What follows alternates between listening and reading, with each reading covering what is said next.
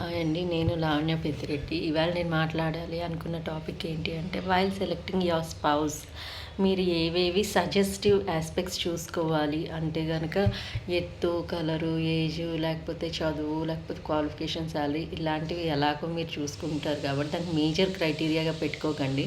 Major criteria ఏం పెట్టుకోవాలి అంటే, మనకి ఎంతవరకు తెలుసు, తన అవనివ్వండి అతను అవనివ్వండి, spouse either of the spouse మనకి ఎంతవరకు తెలుసు, వాళ్ళ ఫ్యామిలీ మనకి ఎంతవరకు తెలుసు, అలాగే పర్సనల్ ట్రేడ్స్కి వచ్చేపాటికి ఎంతవరకు ఓర్పుగా ఉంటారు, ఎంతవరకు డెసిషన్ మేకింగ్లో కోఆపరేట్ చేస్తారు, ఏదైనా గొడవ జరిగినప్పుడు ఎంతవరకు సర్దుకొని వెళ్తారు, అలాగే ఫ్యామిలీస్తో ఎలాగ మెర్జ్ అవుతారు, అలాగే ఏదైనా సిచ్యుయేషన్ వచ్చినప్పుడు తగ్గాల్సి వస్తే ఎక్కడ నెగ్గాలో కాదు ఎక్కడ తగ్గాలో తెలియాలి అంటారు కదా.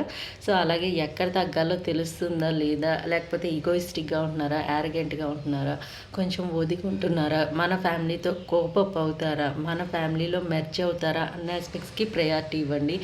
అండ్ ఎందుకు ఇవన్నీ సజెస్టివ్, ఫస్ట్ ఆఫ్ ఆల్ ఇవన్నీ సజెస్టివ్ థింగ్స్ అండి. ఇవన్నీ ఎందుకు సజెస్ట్ చేస్తున్నాను అంటే, తర్వాత పెళ్ళైపోయిన తర్వాత తను నాతో నవ్వుతూ ఉండట్లేదు, మా ఇంట్లో వాళ్ళు నవ్వుతూ పలకరించట్లేదు, యారగెంట్గా ఉంటుంది, ఇరిటేట్ అయిపోతుంది, కోప్పడిపోతుంది, ఇలాంటి సైకలాజికల్ ఇష్యూస్ వల్ల ఎక్కువ డైవర్స్కి వస్తున్నారండి. సో అందుకని ఇవి సజెస్టివ్ క్రైటీరియా కింద పెట్టుకోమని మాత్రమే నేను రికమెండ్ చేస్తున్నాను. Kindly consider it in the positive aspect. Okay, thank you అండి.